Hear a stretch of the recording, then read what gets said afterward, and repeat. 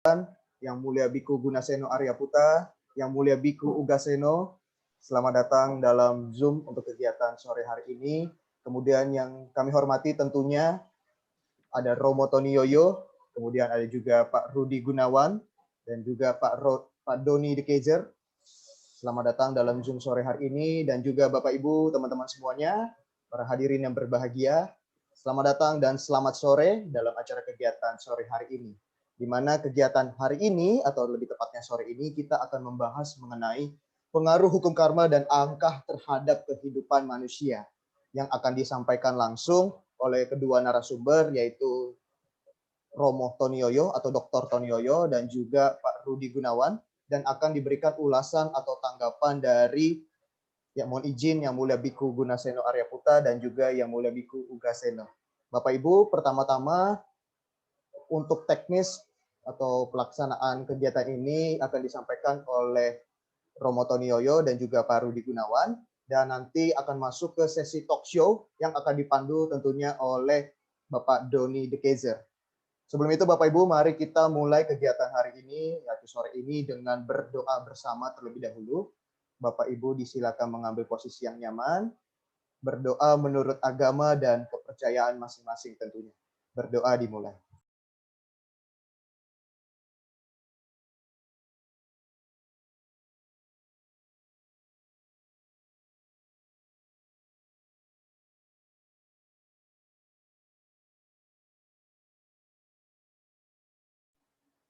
Berdoa selesai. Terima kasih banyak Bapak Ibu semua. Mohon izin, selanjutnya kita akan bersama-sama menyanyikan lagu kebangsaan kita, yaitu Indonesia Raya.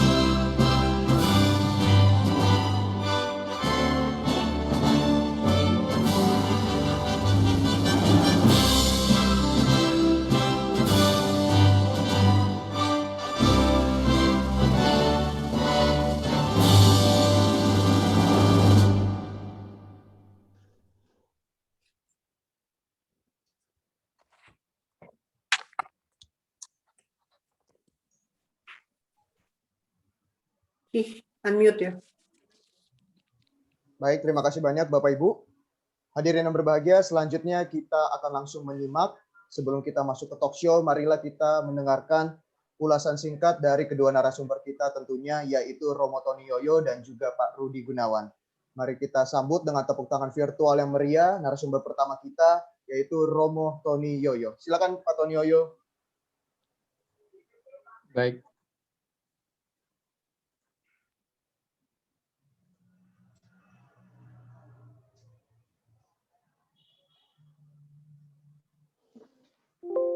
Baik, selamat sore teman-teman semua. Bagi teman-teman yang beragama Buddha, selamat sore, Namo Buddhaya. Bagi teman-teman yang berkeyakinan lain, selamat sore, salam sejahtera untuk kita semua. Semoga kita semua dalam kondisi yang baik dan sehat pada saat ini, serta bisa mempertahankan kebaikan yang ada pada diri kita untuk waktu ke depannya. Terima kasih kepada panitia, juga kepada Bro Tony Saputra. Meskipun namanya sama, tapi tulisan Tony-nya berbeda. Tentu saja artinya berbeda. Nah, Bapak Ibu, teman-teman sekalian, memang judul pada sesi ini diambil dari buku joint writing saya dengan Pak Rudi Gunawan, dengan judul Pengaruh Hukum Karma dan Angka Terhadap Kehidupan Manusia. Nah, karena hukum karma itu secara teori luas sekali, sedangkan waktu penyampaian hanya bentuknya sebagai pendahuluan atau pengantar, sehingga yang saya pilihkan adalah yang dasar saja pada kesempatan ini. Lebih detail nanti kita masuk ke bagian acara yang berikutnya. Nah, tentu saja karena saya lebih banyak mempelajari ajaran dari Buddha, sehingga apa yang disampaikan dalam sesi ini juga materi yang didasari oleh ajaran Buddha. Bapak Ibu, teman-teman sekalian, kita mengenal dalam kehidupan sehari-hari apakah yang beragama Buddha, beragama Hindu, maupun yang beragama lain, kata karma itu cukup populer, cukup umum. Tapi kita harus akui bahwa persepsi atau pemahaman terhadap kata karma itu seringkali kurang tepat. Nah, karma dalam bahasa Sanskerta atau Palinya adalah kama, double M, itu artinya adalah perbuatan secara arti kata. Nah, tentu saja ada karma atau perbuatan baik dan perbuatan buruk. Yang baik saya kasih warna hijau, yang buruk saya berikan warna font merah. Nah, bagaimana mengenali karma baik atau karma buruk itu? Secara singkat, pendorong dari karma atau perbuatan tersebut. Kalau niat atau kehendak untuk berbuatnya itu baik, maka dia karma baik. Dan kalau niat atau kehendaknya itu adalah buruk, maka dia karma buruk. Kemudian akarnya seperti apa dari karma atau perbuatan itu sehingga dia masuk di baik atau buruk. Kalau dia akarnya dari satu perbuatan itu adalah bukan, ini agak nanti mungkin dari Yang Mulia Biku Gunaseno dengan Yang Mulia Biku Ugaseno nanti mohon kalau ada yang kurang pas ya. Terjemahan bukan ini mungkin tidak sepenuhnya pas sekali ya. Bukan keserakahan, bukan kebencian, bukan ketidaktahuan. Maka karma atau perbuatan yang berakar kepada bukan dari tiga ini karma baik. Tetapi kalau akarnya adalah keserakahan, kebencian atau ketidaktahuan, maka dia akan menjadi perbuatan atau karma yang buruk.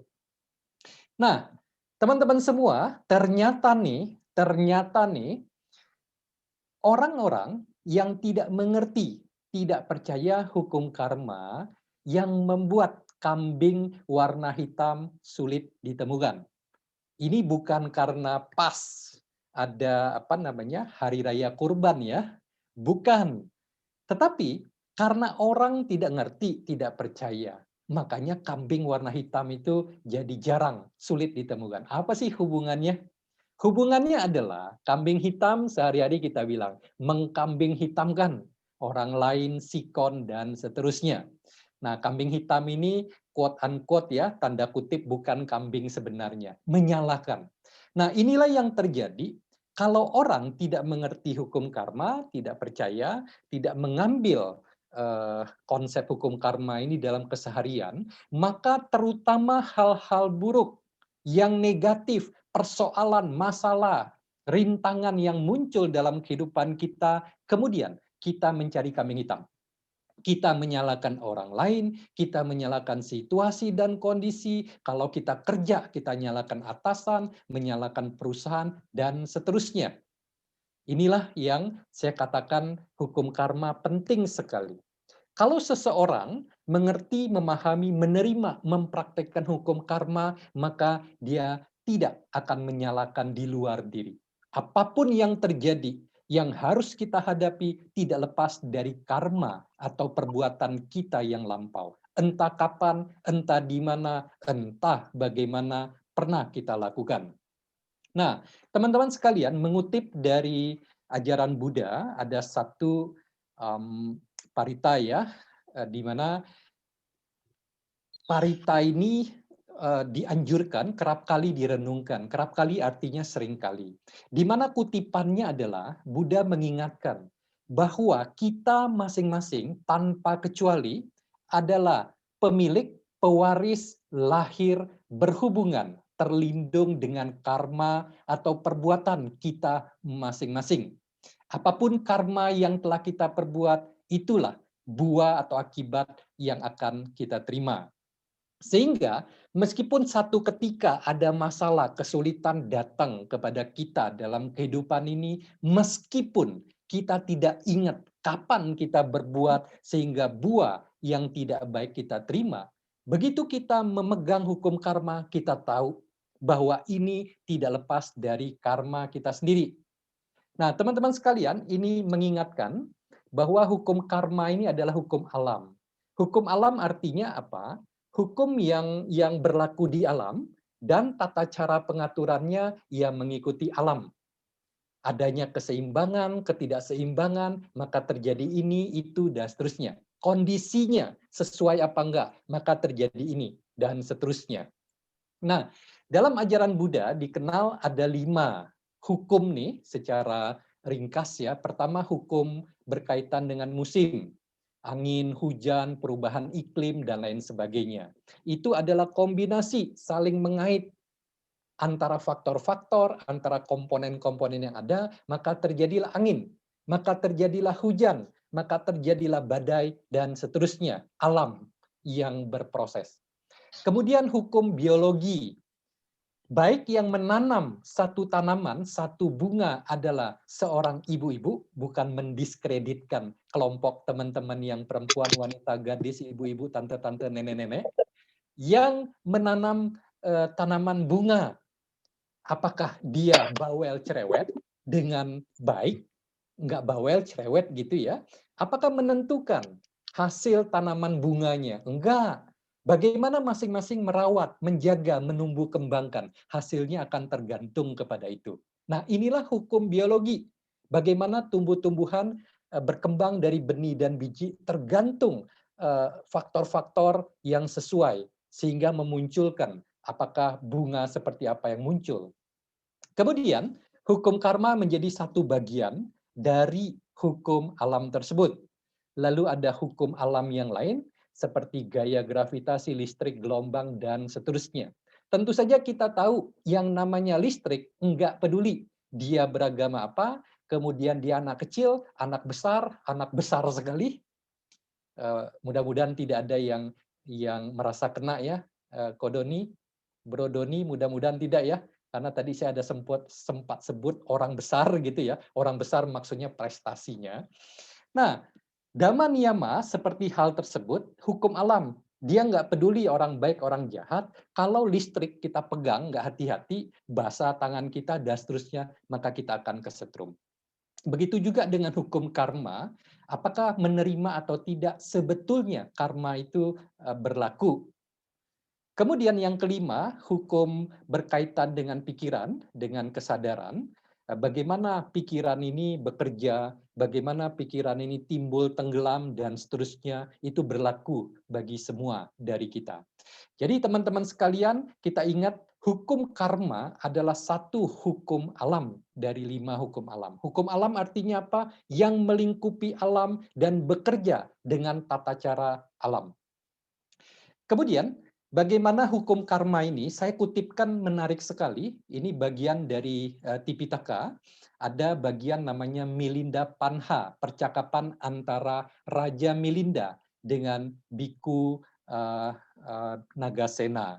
Nah, ini satu rekaman suara ya, teman-teman sekalian, saya akan putarkan. Raja Milinda berkata, Telah dikatakan oleh Sang Buddha, di antara para siswaku yang mempunyai kekuatan kesaktian, Moggallana adalah yang paling hebat. Akan tetapi, beliau dipukuli sampai mati dengan tongkat. Mengapa kesaktian beliau tidak berfungsi? Satu ketika percakapan dimulai oleh Raja Milinda bertanya seperti ini.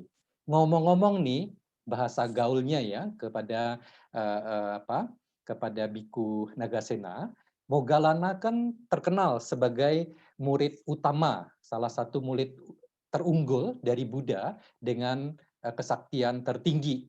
Tetapi kenapa sampai bisa mati dipukuli begitu ya?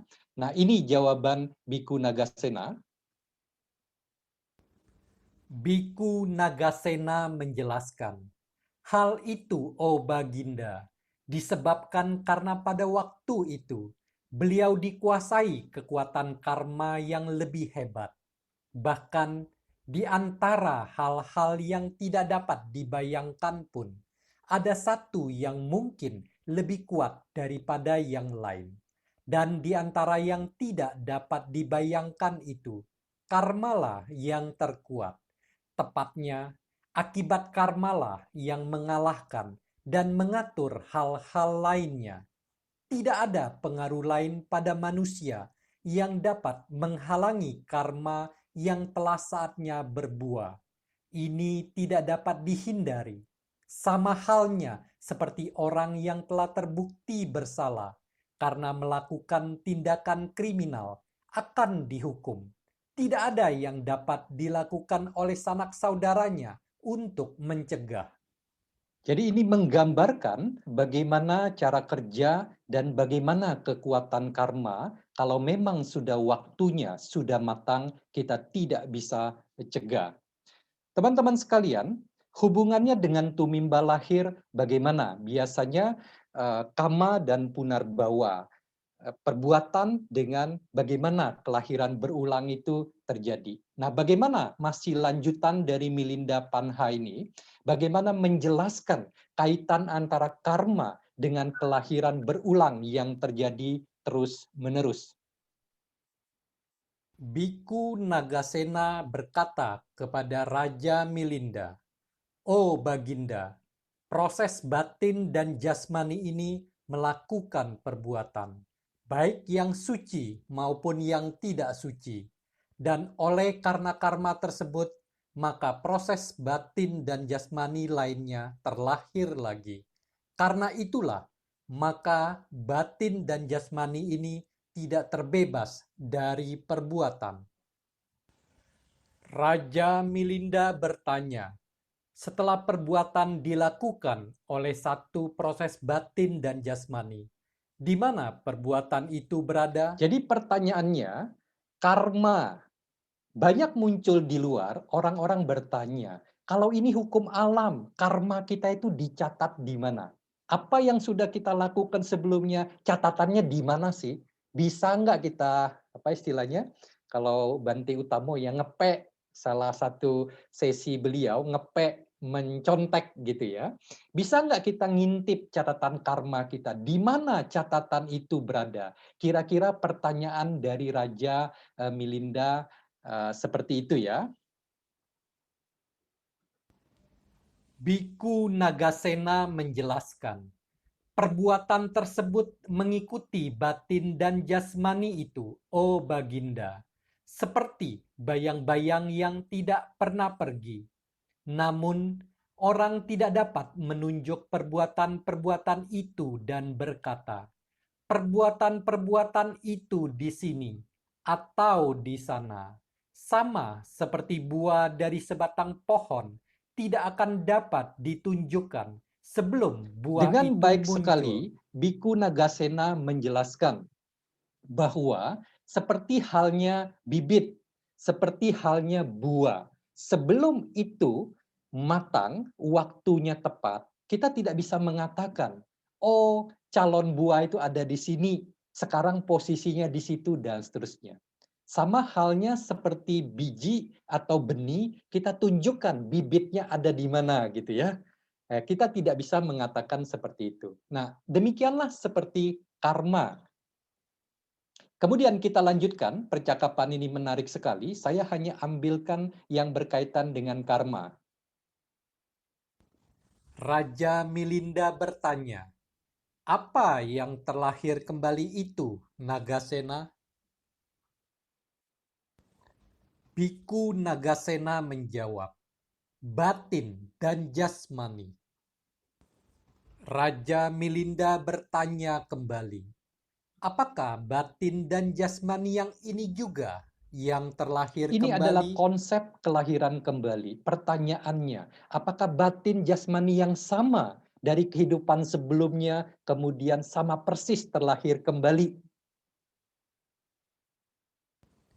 Biku Nagasena menjelaskan, bukan, tetapi oleh batin dan jasmani inilah, maka perbuatan-perbuatan dilakukan. Dan oleh karena perbuatan-perbuatan itulah, maka batin dan jasmani yang lain Jadi terlahir kembali. Walaupun demikian, batin dan jasmani itu tidak begitu saja terlepas dari hasil perbuatan sebelumnya. Raja Milinda kemudian berkata, berikanlah meskipun ilustrasi. batin dan jasmani yang berikutnya tidak sama persis, tetapi batin dan jasmani kemudian itu dihasilkan oleh perbuatan batin dan jasmani sebelumnya. Nah, pertanyaan berikutnya adalah dari Raja Milinda, kalau demikian tidak persis sama, kenapa batin dan jasmani berikutnya harus bertanggung jawab? Kaitannya dengan karma atau perbuatan.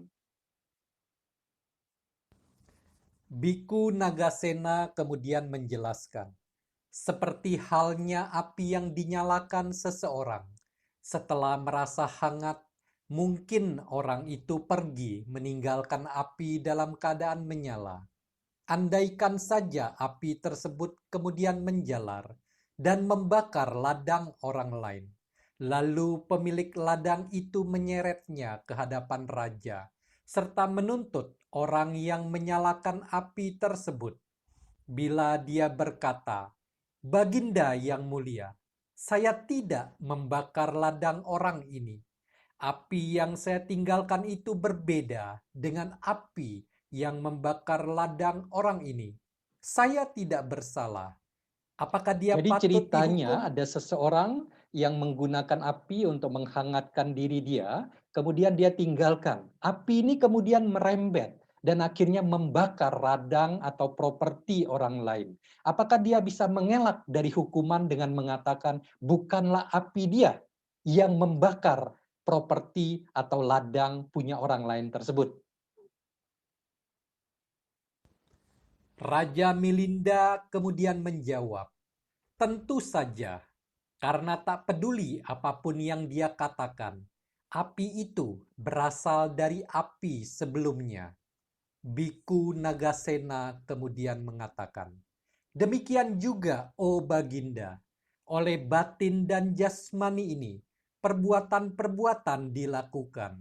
Dan oleh karena perbuatan-perbuatan itu, maka batin dan jasmani baru akan terlahir kembali.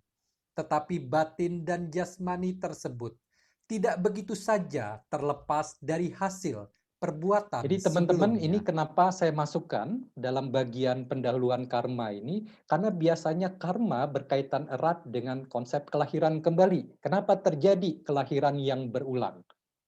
Nah, teman-teman sekalian, ini hanya teori yang sangat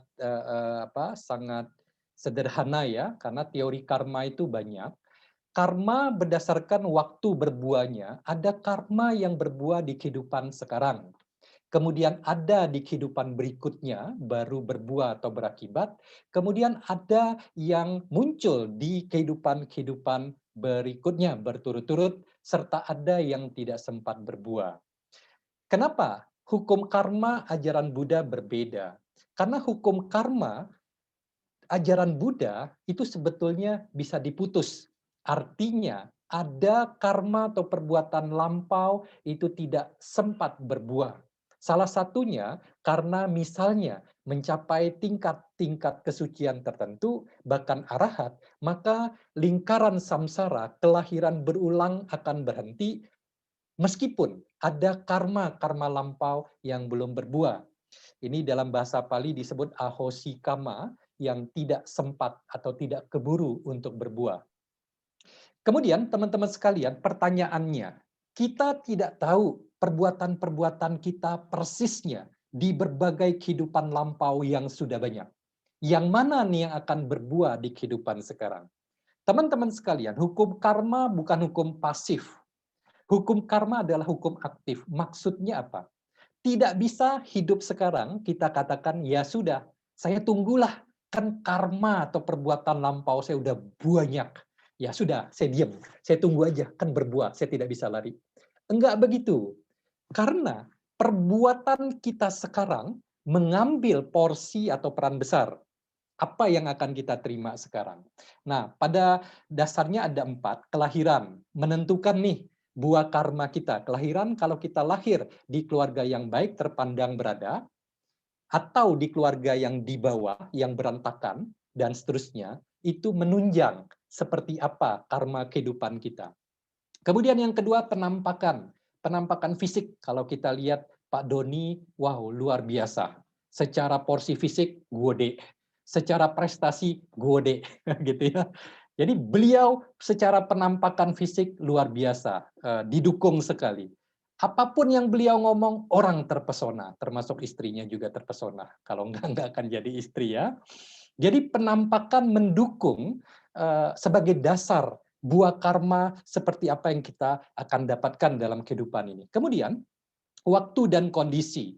Kalau di zaman COVID begini, semua kena secara umum ya, banyak sekali yang terdampak.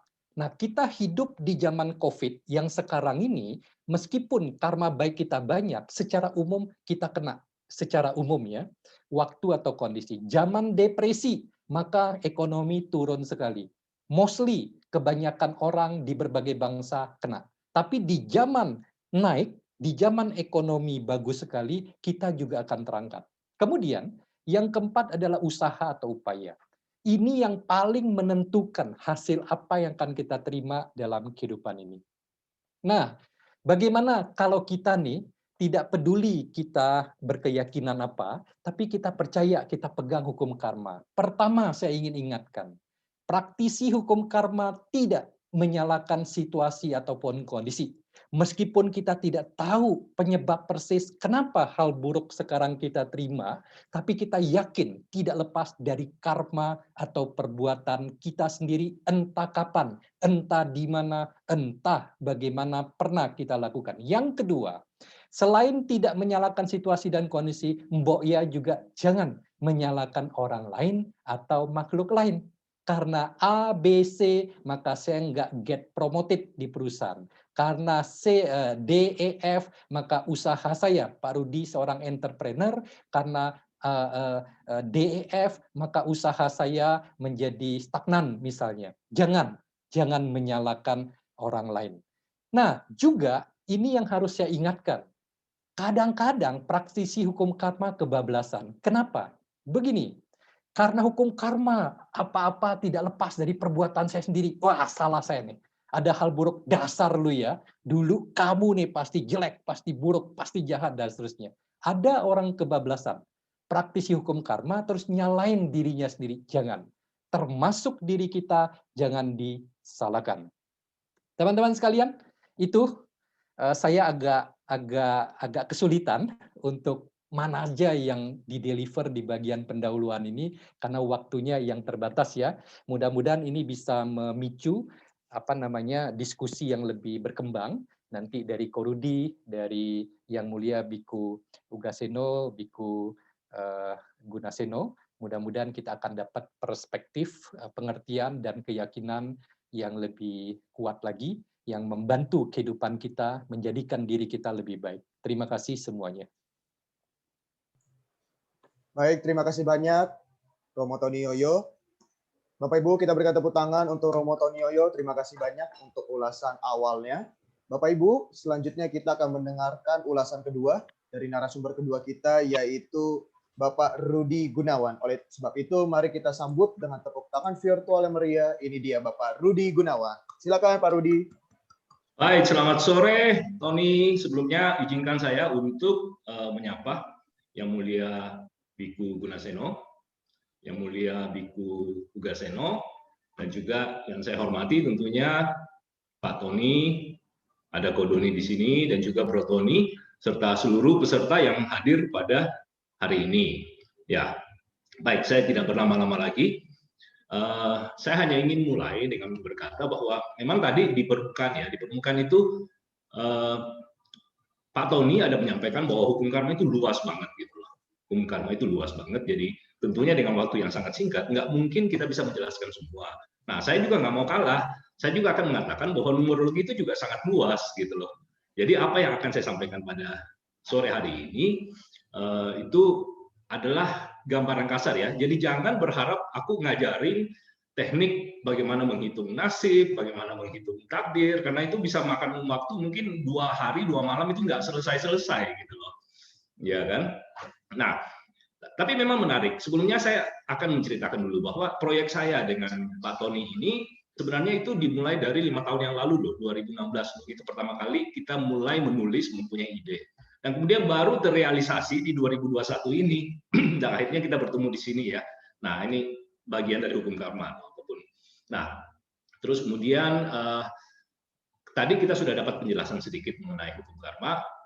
Kalau saya sering bercanda ya, kalau misalnya kita udah duet berdua nih, nah Pak Tony itu ibarat malaikat ya, yang putih bajunya terus ada sayapnya, sementara saya itu bagian yang ada tanduknya itu setan-setan gitu. Ya, pokoknya kalau lu mau apa, ya gue bisa lah. Pokoknya lu mau pesugihan atau apa, bla bla bla bla. Ini joke ya, seperti gitulah. Nah, jadi koneksi antara hukum karma dengan angka ini memang kadang-kadang kita bertanya ya, apa sih koneksinya? Emangnya ada gitu kan? Ini suatu hal yang susah gitu loh. Tapi di tengah-tengahnya kita dipertemukan dengan sebuah titik yang sama, yaitu titik yang sama itu adalah filsafat Buddhisme ya. Saya nggak mengatakan bahwa ini adalah agama Buddhisme atau agama Buddha, tapi saya mengatakan bahwa ini adalah pemahaman Buddhisme, ini ketemu titik di tengah-tengahnya. Nah, jadi hukum karma tentunya itu adalah suatu hal yang universal sifatnya. Nah, di filsafat Buddhisme itu nyata. Nah, sementara kalau angka itu sendiri sebenarnya itu ada kemiripan loh dengan Bante. Jangan lihat kepala saya yang botak ini ya. Ini udah mirip Bante nih. Tapi sebenarnya ada juga kesamaan saya dengan Bante. Nah, mau tahu kesamaannya di mana? Kalau udah mulai susah nih, udah mulai pusing, udah mulai pening, nah, itu datanglah ke Bante kan. Bante, kok nasib saya seperti gini sih? Minta jimat dong. Nah, orang juga datang ke saya dan bilang juga bahwa, wah saya pusing nih, ya kan? Nah, bisa minta jimat nggak supaya hidup itu lebih bagus? Nah, saya tegaskan mengatakan bahwa numerologi itu tidak boleh mengubah nasib dan memang tidak mampu untuk mengubah nasib kalian. Semuanya kembali lagi ke hukum karma, bahwa itu apapun yang kita dapatkan hari ini itu dimulai dari titiknya, itu dimulai dari diri kita sendiri ini. Oke? Nah, oke, saya mulai deh. Jadi kalau kita berbicara mengenai numerologi, apa sih numerologi itu? Jadi numerologi itu sebenarnya simple ya, simple, susah-susah gampang sih. Kalau kita melihat angka, kita tentunya perspektif kita yang pertama itu adalah angka itu dalam bentuk kuantitas. Artinya gini, berapa banyak uang di dompet kamu? Misalnya ada 1 juta, ya udah itu kuantitas itu kan. Terus kemudian berapa banyak orang di dalam ruangan Zoom ini? Kalau aku melihatnya sampai sekarang itu ada 49 orang. Nah, 49 orang ini juga kuantitas seperti gitu. Jadi setiap hari pada saat kita berinteraksi dengan angka, pikiran kita itu cuma satu, kuantitasnya itu berapa gitu loh. Nah, padahal kita tidak sadari. Nah, ini sebenarnya bukan rahasia yang baru terungkap ya. 2500 tahun yang lalu, Pythagoras itu sudah mengatakan bahwa angka itu sendiri sebenarnya terbagi menjadi 2 kekuatan yang besar. Yang pertama adalah kuantitas, atau yang saya sebut dengan bentuk fisik. Ya kan? Fisik. 49 orang dalam ruangan Zoom ini itu fisik. Nah, di sisi lain, fisik ini yang disebut dengan ilmu matematika. Nah, di sisi lain, angka itu juga mempunyai bentuk kualitas. Kualitas itu apa ya? Bagaimana angka itu memiliki perasaan, mempengaruhi perasaan, sehingga juga bisa mempengaruhi pikiran kita, ucapan kita, dan tindakan kita. Nah, ini disebut dengan kualitas. Kalau ilmunya itu namanya ilmu numerologi. Nah, filsafat Tiongkok kuno juga menyatakan bahwa hidup kita itu sebenarnya adalah yin yang, kan, keseimbangan. Ada hitam, ada putih nih. Wajah yang kamu lihat ini adalah wajah dari Rudi Gunawan, tapi secara fisik jiwanya seperti apa kamu nggak pernah tahu, saya juga nggak pernah tahu. Nah, yang itu adalah fisiknya dan yin itu adalah sifatnya. Nah, begitu pula dengan angka, ada yang-nya, ada yin-nya, ada kuantitasnya, ada kualitasnya. Nah, oke. Lantas bagaimana kita bisa membentuk atau mengetahui perspektif kualitas angka 1 sampai 9 gitu ya, misalnya contoh. Karena numerologi memang hanya mengenal 9 angka. Nah, jawabannya sih sebenarnya gampang. Kalau dalam workshop, aku biasanya ngajarin. Tapi yang aku ajarin itu sebenarnya adalah panduan aja untuk menstimulasi perasaan kita terhadap angka. Seperti gitu. Tapi sebenarnya setiap orang itu pasti punya perspektif terhadap angka. Sebagai contoh ya, tanpa alasan aku menyukai angka 7. Mungkin karena itu adalah tanggal ulang tahun saya. Tapi kadang-kadang juga saya juga menyukai angka 7 untuk alasan yang lain. Nggak tahu kenapa, pokoknya senang aja gitu loh. Nah, terus misalnya saya nggak suka dengan angka, misalnya angka 1 misalnya. Misalnya ya. Nah, kenapa? Karena pasti ada teori di belakangnya itu yang, atau apa ya, penyebab-penyebab yang membuat saya tidak menyukai angka 1. Nah, ini adalah masalah perspektif. Nah, sementara hal yang lain lagi, kalau aku berbicara mengenai angka 1, coba angka 1 itu misalnya jangan kita lihat dari sisi kuantitas. Angka 1 itu melambangkan apa sih dari sisi perasaan kalian? Ada yang menyebutkan bahwa oke, 1 itu mungkin mewakili kesetiaan karena 1 itu sendiri kan. Ya, sah aja. 1 itu mungkin mewakili inovasi karena itu hal yang baru. Sah aja. Angka 1 itu mungkin mewakili kemandirian karena dia hanya sendiri sehingga dia harus melakukan segala sesuatunya sendiri. Sah aja. Jadi 1 sampai 9 itu punya perspektif kualitas yang mana itu kalian sendiri itu miliki. Tapi sekali lagi saya nggak ajarkan karena workshop itu banyak. Tapi intinya bahwa setiap orang itu mempunyai pandangan terhadap angka itu secara kualitas, bukan hanya kuantitas. Inilah ilmu numerologi. Masuk lebih dalam lagi, filsafatnya adalah bahwa setiap orang itu terbentuk dari 2 kategori angka. Ini dari perspektif numerologi ya. Nah, yang pertama adalah angka tanggal lahir. Angka tanggal lahir itu nggak bisa diubah kan? Artinya, kalau misalnya kalian itu lahir pada tanggal katakanlah 29 Mei tahun 1986 misalnya, ya udah, angka itu ada di sana. Terus menerus, itu akan mewakili hidup kamu, tanggal ulang tahun kamu. Nah, angka ini akan berjalan terus sehingga kita akan bertemu angka penutup di sini. Angka penutup itu apa? Angka kapan seseorang akan meninggal, ya kan? Misalnya tanggal sekian, bulan sekian, tahun sekian. Nah, ini 2 perspektif angka yang diwakili dari tanggal lahir dan tanggal kematian. Dalam numerologi, tanggal lahir itu karena tidak bisa berubah, dia itu saya namakan sebagai takdir ya. Memang perspektif takdir itu luas, tapi buat saya takdir itu adalah sesuatu hal yang tidak bisa dirubah. Nah, inilah yang diwakili oleh tanggal lahir. Jadi jangan salah ya. Jadi contoh, apa sih takdir itu?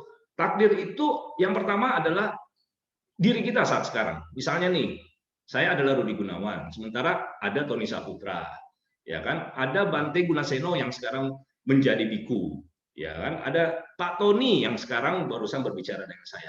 Mau diapakan? Ini nggak bisa berubah. Mau operasi wajah nggak bisa, tetap aja sudah ada bahwa itulah kamu. Ini takdir.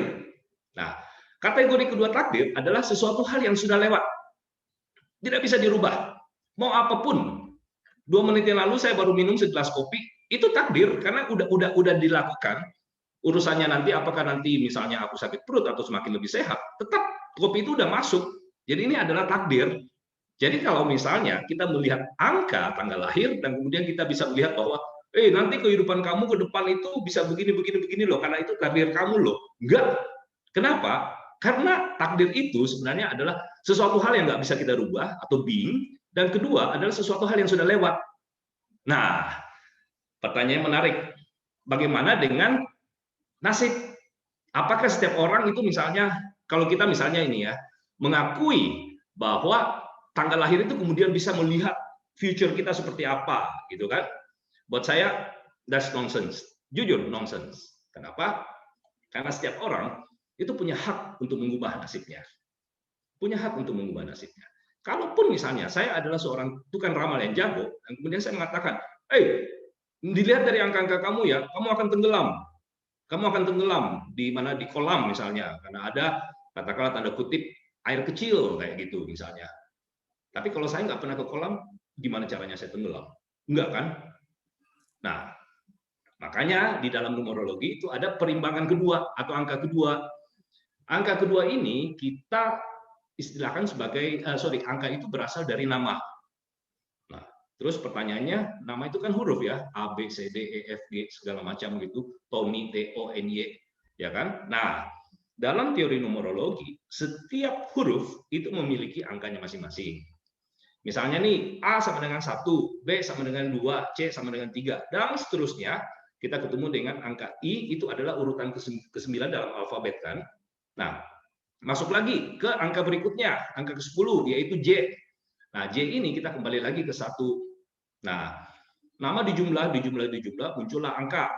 Oke, tapi sekali lagi ini adalah teori numerologi untuk kita bisa melihat bagaimana karakter seseorang. Tapi secara filsafat seperti begini. Nama itu mewakili nasib. Nah, dalam filsafat, nama kita bisa berubah nggak? Bisa kan? Tony Saputra itu bisa berubah nggak? Atau dulu sebelumnya mungkin punya nama lain sebelum Tony Saputra. Atau mungkin terutama ibu-ibu nih, ya kan, apalagi orang bule nih, misalnya kalau udah married kan, married itu kemudian biasanya last name-nya itu ikut nama suami. Kalau bule ya, kalau kita sih enggak. Atau mungkin karena pengaruh keadaan ya, misalnya dulu nih orang Chinese itu nggak boleh punya 3 huruf, harus ganti dengan nama yang tanda kutip Indonesia. Nah itu kan perubahan nama. Nah, masuk lagi lebih dalam, setiap orang itu punya nama panggilan loh. Saya punya beberapa nama panggilan. Ada yang manggil saya Rudy, ada yang manggil nama Chinese saya Acong, ada yang panggil Concong, ada yang macam-macam lah istilahnya. Apapun itu, ada yang panggil RG, segala macam. Nah, oke. Secara filsafat, kalau nama bisa dirubah, atau nama bisa berubah, artinya nasib itu bisa berubah. Karena nama itu mewakili nasib. Ya kan? Nah, bagaimana caranya mengubah nasib? Gampang aja. Rubah pola pikir, rubah cara bersikap, rubah kehidupan sosial, kerja lebih keras, bla bla bla bla bla sehingga lebih bagus. Ya kan? Nah, kembali lagi kepada pertanyaannya, apakah setelah saya mengubah nama itu kemudian nasib saya bisa berubah? Enggak juga. Kenapa? Karena ini adalah filsafat dan proses energi itu berjalan dengan sama. Nah, oke, kalau begitu apa dong gunanya numerolog kan? Seperti saya, ya kan dari tadi saya bantahin terus nih teori-teori apa ya, ilmu jimat, ilmu apa gitu kan. Nah, sebenarnya sih gampang. Numerologi itu harus diingat, ini bukan ilmu sihir, bukan ilmu sulap, tapi ini adalah sebuah ilmu filsafat. Nah,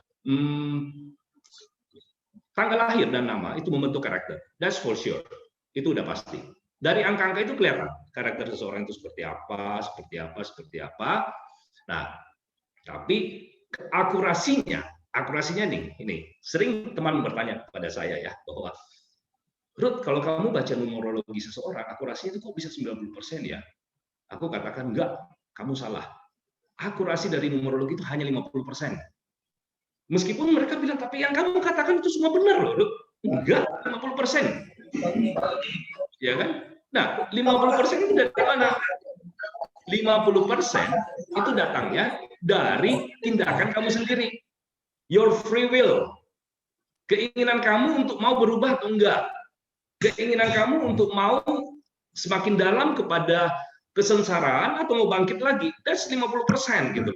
Jadi apapun yang saya baca, ya, konteksnya hanya 50%. 50% ini adalah free will. Sama seperti tadi, takdir 50%, nasib juga 50%. Jadi kalau tidak ada free will, nasib kamu nggak akan bisa berubah. Yang aku bisa berikan adalah panduan-panduan bagaimana caranya kamu menemukan keharmonisan hidup melalui keharmonisan dari tanggal lahir dan nama, seperti itu. Oke. Nah, kalau kita sudah berbicara bahwa 50% itu adalah kehendak bebas kamu, kita balik lagi ke hukum karma kan, bahwa kita terbentuk dari karma. Karma-karma masa lalu kita itu adalah bentukan kita sendiri. Muka saya yang jelek nih, ini akibat karma masa lalu saya, gitu kan? Ya kan? Nah, saya pakai kacamata akibat karma masa lalu saya. Atau nggak perlu masa lalu itu reinkarnasi berulang. Dulu waktu kecil itu saya sering baca komik sambil tidur-tiduran, gitu kan. Terus kemudian itu disuruh minum vitamin apa tuh yang untuk mata, nggak pernah minum. Akhirnya apa? Saya pakai kacamata kan. Nah, kemudian, ini bentukannya. Tapi kemudian mulai dari detik ini saya punya kekuatan untuk mengubah nasib saya loh. Ya kan? Saya punya kekuatan untuk mengubah nasib saya. Peramal yang paling jago pun juga nggak akan bisa mengubah nasib kamu kalau kamu nggak mau. Kecuali apa? Kecuali kalau kamu meyakininya. Nah, itu perkara beda lagi ini. Jadi ini semua, jadi inilah hubungan antara numerologi dengan karma itu sendiri gitu loh. Nah, oke, saya ingin menyampaikan sedikit bahwa jadi sampai di sini ya penjelasan apa hubungan antara numerologi dengan karma. Nah, berikutnya ini saya akan jelaskan sedikit mengenai fortune telling. Fortune telling itu adalah apakah meramal itu kemudian bisa melihat bahwa bisa membantu kita lah, istilahnya begini. Ini pro kontra ya. Ada yang mengatakan bahwa bisa, ada juga yang mengatakan tidak bisa. Nah, buat saya sih gampang, jalan tengahnya adalah seperti ini. Kalau ramalan itu bagus, anggap saja bahwa itu adalah motivasi diri untuk lebih maju. Tapi kalau ramalan itu jelek, ya, kamu akan mati muda, kamu akan selingkuh, kamu akan bla bla bla, jangan pernah percaya. Trust me, jangan pernah percaya. Jangan pernah percaya. Ya. Jadi kalau misalnya ada fortune telling yang mengatakan bahwa hidup kamu susah, jangan pernah percaya. Makanya saya sendiri sebagai konsultan numerologi, itu adalah hal yang haram hukumnya buat saya. Saya nggak akan pernah mengucapkan hal-hal yang jelek terhadap seseorang, karena ingat, apapun yang saya katakan itu hanya 50% aja. 50% itu adalah free will. Jadi, ingat kembali lagi bahwa sebenarnya kekuatan dari diri sendiri itu berasal dari, kehidupan kamu itu sebenarnya berasal dari kekuatan diri kamu sendiri. Seperti yang saya kutip ya dari perkataan Pak Tony tadi, bahwa sebenarnya karma itu adalah buah dari diri kita sendiri, perbuatan kita sendiri adalah hasil dari kita sendiri, bentukan dari kita sendiri. Itu benar banget, benar banget. Tapi jangan lantas menyerah. Kalau misalnya saya adalah bentukan karma masa lalu, terus kemudian saya menyerahkan kepada nasib, saya nggak begitu. Karena Anda masih punya 50% yang terwakili dengan nama itu untuk mengubah hidup kamu. Jadi selanjutnya, apakah kamu mau hidup baik atau tidak? Sebenarnya nggak perlu numerolog kayak saya gitu. Nggak perlu. Tapi kalau mau juga nggak apa-apa. Tuh saya nggak pernah charge biaya kok atau gimana gitu. Ya kan? Jadi ingat bahwa sebenarnya kekuatan diri kita itu berasal dari diri kita sendiri. Nah, kurang lebih seperti itu. Ini adalah hubungan antara numerologi dengan karma. Nah, itu aja saya pikir. Ya, saya serahkan deh lanjutannya ke Bro Tony. Silakan, Bro. Baik, terima kasih banyak Pak Rudi. Bapak Ibu, kita berikan tepuk tangan untuk Pak Rudi Gunawan atas penyampaian materinya atau ulasannya di awal. Baik Bapak Ibu, selanjutnya kita akan berdiskusi tentunya. Kita akan berdiskusi lebih lanjut yang akan dipandu oleh moderator kita selanjutnya. Beliau adalah speaker trainer dan juga TV broadcaster. Langsung saja kita sambut dengan tepuk tangan yang meriah. Ini dia Bapak Doni The Cager. Silakan Pak Doni. Terima kasih Bung Tony. Selamat sore semuanya. Assalamualaikum warahmatullahi wabarakatuh. Shalom, Om Swastiastu, Namo Buddhaya, salam kebajikan, Rahayu, dan terimalah salam kebangsaan kita, Merdeka. Baik, yang saya muliakan tentunya yang mulia Bante Gunaseno Aryaputa, yang mulia Bante Ugaseno. Terima kasih Bante sudah berkenan untuk sharing dalam kegiatan kita sore hari ini. Dan mohon izin, saya juga melihat di sini ikut bergabung bersama kita ya. Ada yang mulia Bante Sati Pajapati Jinara kita. Terima kasih Bante telah bergabung bersama kita. Tentunya terima kasih Romo Tony Yoyo ya. Ini ada 2 Tony di sini, 1 I, 1 Y. Beda arti Ya, nanti dihitung ya nilainya ya, Bung Tony Saputra ya. Tentunya oleh numerolog kita, Ko Rudi Gunawan, atau saya suka bercanda, Ko Acong. Nah, ketahuan. Ternyata tadi sudah buka sendiri namanya ya. Baik, terima kasih sudah bersama kita. Ada Romo Suhendri juga di sini ya. Dan tadi saya sempat melihat juga ada beberapa tokoh masyarakat. Oh, ada sahabat saya, Ko Miguel ya. Wah, ini ada senior juga nih. Mr. Suwarman Tandana. Woi, welcome ya. Terima kasih sudah bergabung bersama kita. Kita akan mulai diskusi pada sore hari ini, Bapak Ibu Saudara. Sebelum melanjutkan, saya akan memberikan kesempatan kepada Bapak Ibu Saudara apabila nanti ada pertanyaan atau ada komentar, silakan tuliskan di kolom chat. Nanti akan dibantu oleh moderator host kita, Bung Tony Saputra, untuk menyampaikannya ya. Baik, Bapak Ibu Saudara, izinkan saya untuk menyampaikan 2 menit saja. Mohon izin kepada Romo Tony sama Ko Rudi ya. Saya sudah minta izin ke Bante, karena ada yang menarik ini. Kalau tadi menyimak apa yang disampaikan oleh Pak Tony tentang karma. Saya sendiri sebagai seorang Muslim, ini sangat-sangat setuju sekali. Kenapa? Karena ada dasarnya. Dasarnya apa, Bapak Ibu Saudara? Kalau kita melihat ya dari perspektif Islam, Bapak Ibu Saudara, ternyata karma itu, kalau dilihat dari istilahnya, memang tidak ada dalam istilah hasanah Islam. Tetapi ajaran Islam menyepakati kalau tingkah laku buruk akan mengakibatkan sebuah keburukan juga. Nah, ini menarik. Ya kan? Sehingga umat muslim itu diwajibkan untuk selalu dan senantiasa berbuat baik. Nah, para ulama menyarankan Bapak Ibu Saudara agar tidak disalahartikan soal karma tadi, karena karma ini kan, mohon izin nanti Romo Tony, ini kan bahasa Sanskerta ya, Sanskrit ya. Jadi kalau dalam versi Islamnya saya belum ketemu, gitu kan. Tapi dalam bahasa Indonesia memang disebut karma. Karma atau kama itu sendiri bagi para ulama itu menyarankan harus selalu berbuat baik. Kenapa? Karena ini menyangkut tanda petik balasan soal perilaku. Bagi orang yang berperilaku baik, dia akan menerima imbal balas yang baik pula. Begitu pula sebaliknya. Nah, ini dari perspektif Islam ya Bapak Ibu ya. Nanti kalau ada Bapak Ibu yang ingin menyampaikan perspektifnya dari agama masing-masing, kami silakan. Saya mengutip ayat suci dalam Al-Quran, surat An-Nahl ayat 61, yang artinya, kalau Allah menghukum manusia karena kezalimannya, niscaya tidak akan ditinggalkannya di muka bumi sesuatu pun dari makhluk yang melata. Tetapi Allah menangguhkan mereka sampai kepada waktu yang ditentukan. Kuncinya adalah, maka apabila telah tiba waktunya, tidaklah mereka dapat mengundurkan barang sesat pun, tidak pula mendahulukannya. Artinya apa? Segala sesuatu tepat pada waktunya. Dan segala sesuatu itu memang terjadi atas izinnya. Nah, ini luar biasa ya Bapak Ibu ya. Saya sudah minta izin kepada Yang Mulia Bante untuk berguru kepada kedua narasumber kita dan tentunya kepada Yang Mulia Bante Ugaseno dan Bante Gunaseno. Karena menyangkut karma apalagi angka, saya sendiri yang mengenal Ko Rudi ini sebenarnya dari dulu berusaha untuk minta tolong dong, ya minta jampi-jampi biar bisnisku berhasil gitu kan. Tapi ternyata di balik semua itu ada hal-hal yang harus kita mulai dari perilaku diri kita sendiri. Setuju ya Bapak Ibu ya? Nah, izinkan saya untuk membuka sesi talk show ini kembali melempar kepada Romo Tony terkait dengan karma itu sendiri. Pak Tony, karma ini kan sebenarnya kalau dari perspektif agama Buddha tadi sudah diterangkan. Tetapi sebenarnya kalau saya sampaikan dari sisi saya sebagai seorang Muslim, dan mungkin juga nanti ada Bapak Ibu yang ingin menyampaikan perspektifnya, ini adalah sesuatu yang sangat general ya, yang bisa diterima oleh siapa saja.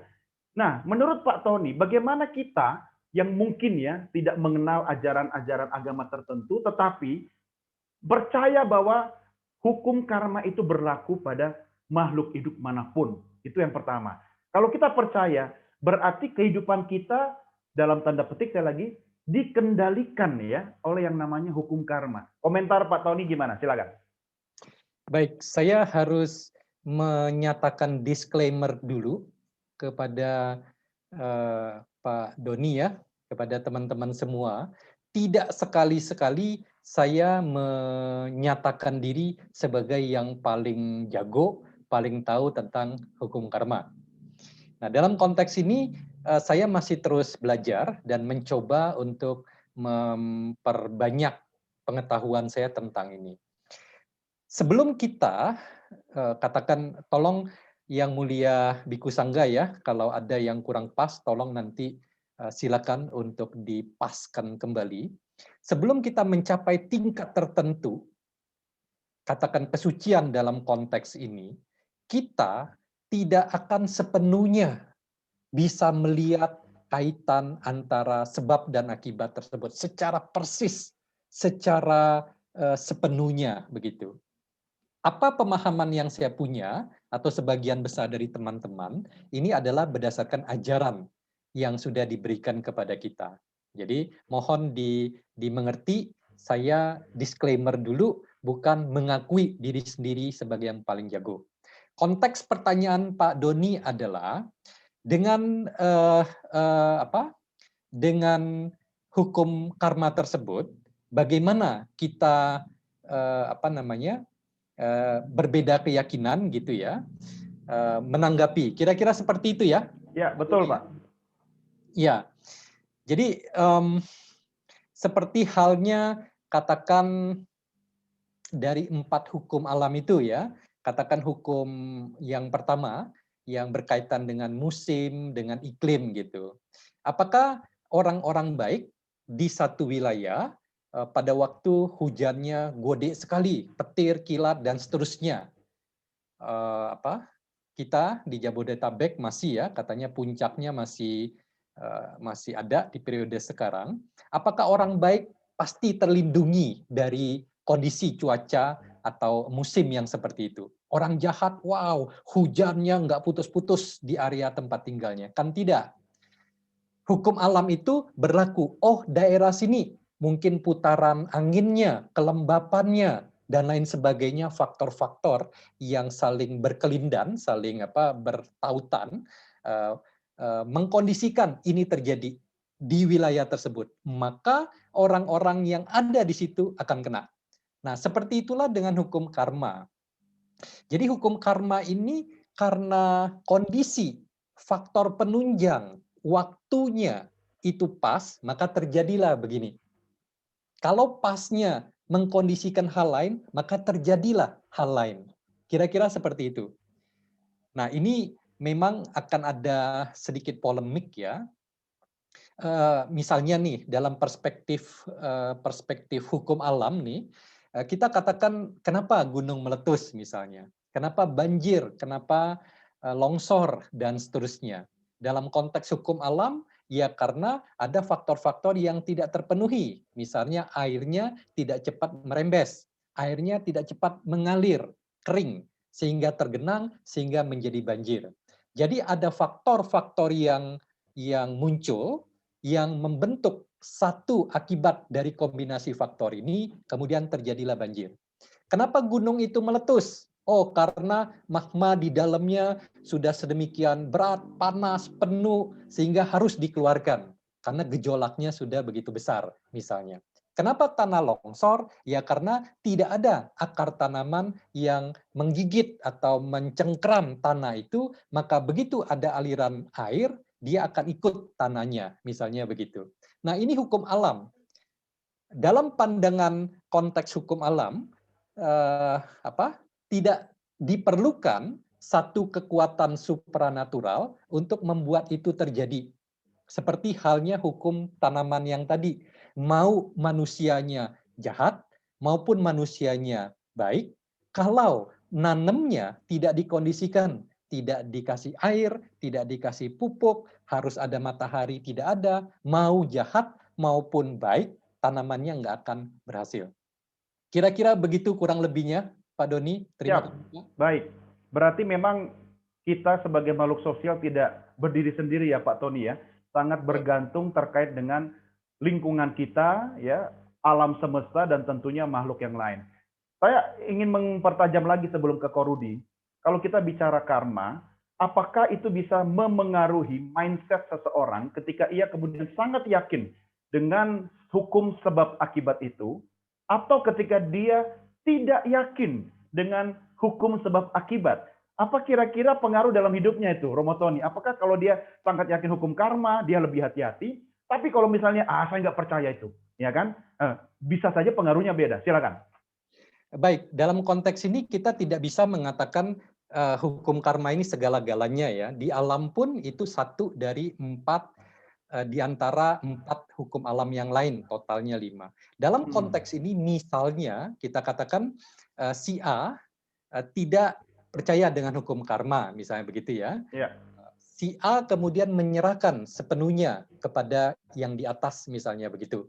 Kemudian yang bersangkutan atau si A juga berdasarkan ajaran dari yang dianut mengatakan yang di atas itu sangat sayang kepada orang-orang yang berikhtiar, berusaha, tidak nerimo saja, misalnya begitu kan. Artinya ada ajaran yang dia pegang yang bukan hukum karma, dia praktekkan. Tentu saja kehidupannya akan tergantung kepada apa yang dia yakini, apa yang dia praktekkan. Jadi dalam konteks ini tidak serta-merta kita katakan, oh kamu tidak percaya hukum karma, pasti hidup kamu akan buruk dibandingkan yang percaya hukum karma. Tidak, karena ada hal-hal lain, faktor-faktor lain. Tapi bahwa karma itu bekerja, ini yang kita percaya sebagai dasar bagi semua yang terkondisi di alam semesta ini. Seperti itu, Pak Doni. Terima kasih. Baik. Terima kasih, Romo Tony. Saya ke Korudi dulu. Sekaligus ingin menyapa, di sini juga ada sahabat kita, Pak Chris Guswe, ya, Christian Guswe. Ini pakar retail Indonesia, sudah bergabung. Ini kaitannya kalau retail nanti bicara bisnis sama Korudi nih ya. Soal brand, nama, dan sebagainya. Ada juga cici saya di sini, si Juli Cindrawan ya. Ibu Robot Indonesia. Thank you, si Juli sudah bergabung. Korudi, ini Ya. kalau misalnya saya punya anak nih, saya kemudian minta lahir ya secara operasi sesar. Saya minta tanggalnya tanggal cantik, tanggal khusus.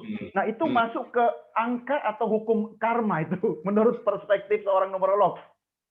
Oke, jadi gini, dimulai dulu dari perspektif numerolog itu pada saat ada kelahiran, betul kan? Jadi kalau sebelum kelahiran itu ya nggak masuk lah ke ranah numerolog. Nah, tadi pertanyaan adalah bagaimana kalau misalnya kita sesar terus kemudian melihat pilih tanggal cantik baik, kan? Ya, betul. Nah, jadi memang harus diingat bahwa ini bukan sains ya, artinya numerologi itu bukan sains, itu adalah filsafat. Jadi sebenarnya kita nggak bisa mengatakan bahwa kalau saya sesar, kemudian itu artinya kita menipu alam lah kayak begitu. Nggak bisa juga, karena kita nggak perlu tahu kapan dia keluar, numerolog ya kita ini. Hanya angkanya itu berapa sih? Pada saat keluar itu angkanya berapa? Mau sistemnya sesar atau mau sistemnya normal, dan kemudian 100 tahun kemudian kita juga mungkin bahkan tidak perlu rahim untuk kelahiran, bisa saja kan 200 tahun kemudian kan, teknologi kan berkembang dengan pesat. Nah, itu bukan ranah numerologi bagaimana caranya dia keluar. Ranah numerologi adalah angkanya itu seperti apa. Seperti itu kan. Nah, kembali lagi kepada hukum karma, ya mungkin saya agak menyerempet aja sedikit, soalnya ini kan bagian dari Pak Tony ya. Artinya pada saat dia lahir, itulah takdirnya dia kan. Nah, takdirnya ini sendiri adalah bentukan dari karma masa lampaunya kan, sehingga dia bisa terlahir sebagai Acong, atau terlahir sebagai Doni, atau bisa terlahir sebagai Tony, ya, seperti gitu. Nah, kita nggak memahami mengapa ia dilahirkan, tapi kita bisa membaca apa petunjuk dari angka tanggal lahirnya itu, seperti begitu, Pak Doni. Oke, ya. Sebentar. Kalau misalnya sesar, itu kan direncanakan, kemudian dipersiapkan dengan berbagai aspek medisnya. Tetapi dalam pelaksanaannya, bisa saja nih misalnya, contoh operasi sesar siang, ternyata tensinya naik. Akhirnya takdirnya tidak jadi siang begitu kan, karena belum terlahir siang.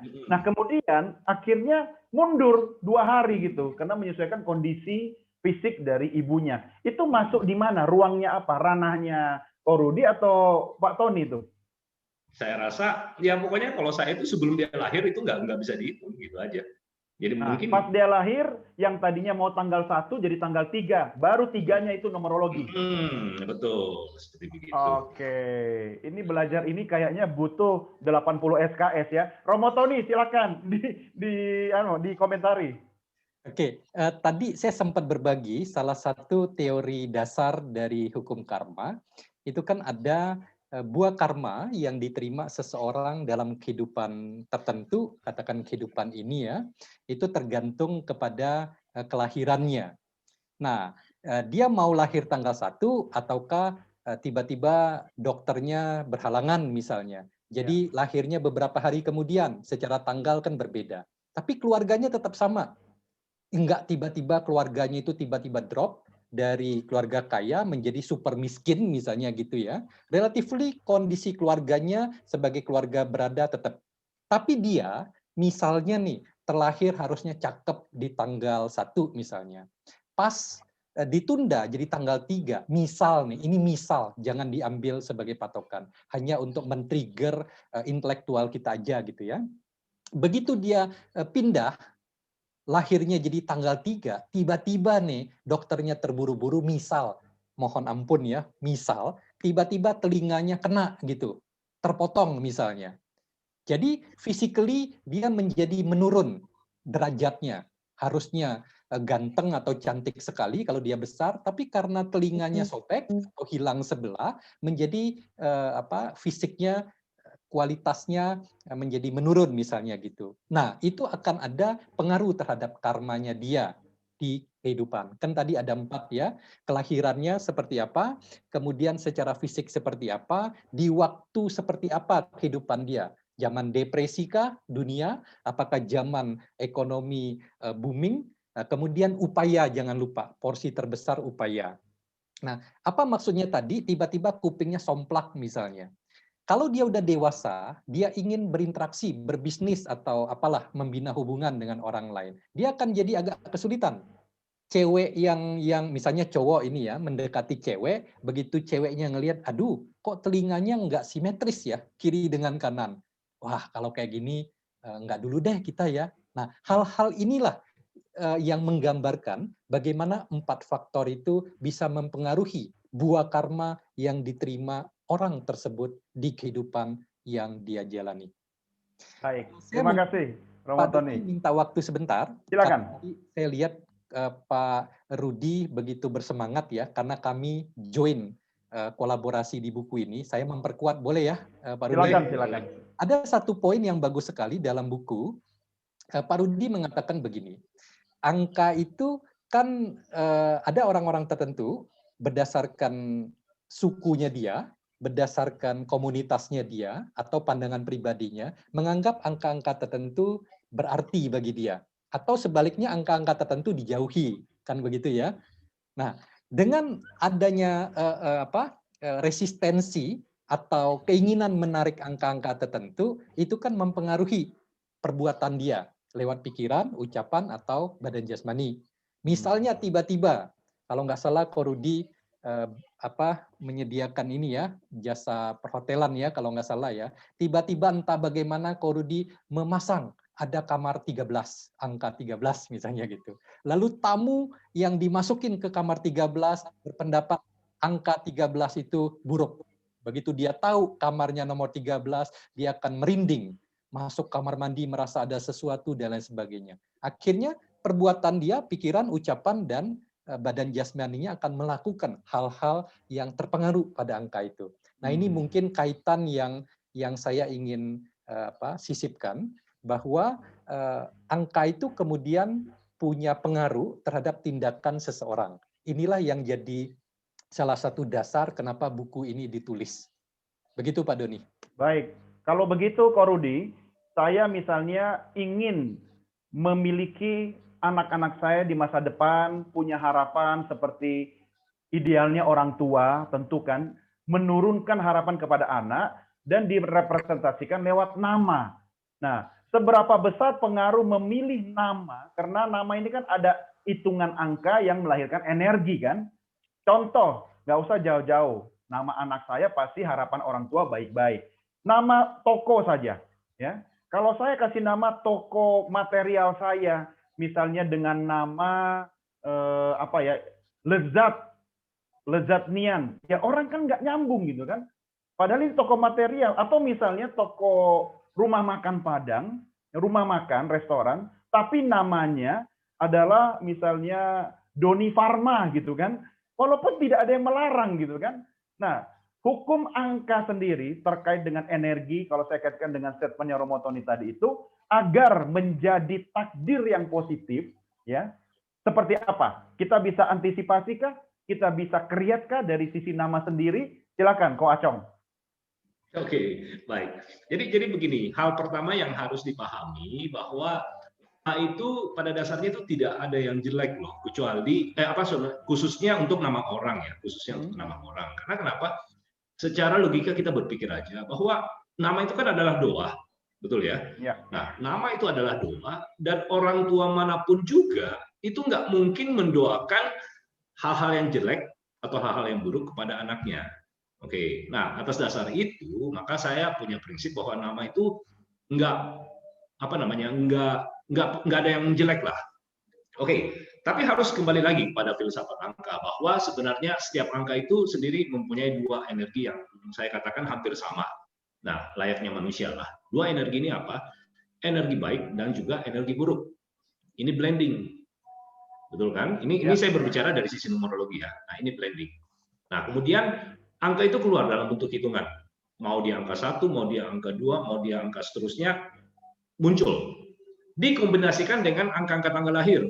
Mau dia angka 1, angka 2, akhirnya kemudian blending lah menjadi 4 set angka. Kalau versi saya itu life core atau 4 karakter inti kehidupan, ini adalah 4 set angka.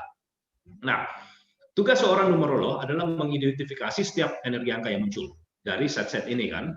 Nah, jadi misalnya 4721 atau 9827. Nah, dari situ itu kelihatan sebuah karakter yang disebut dengan karakter asli, karakter dasar manusia.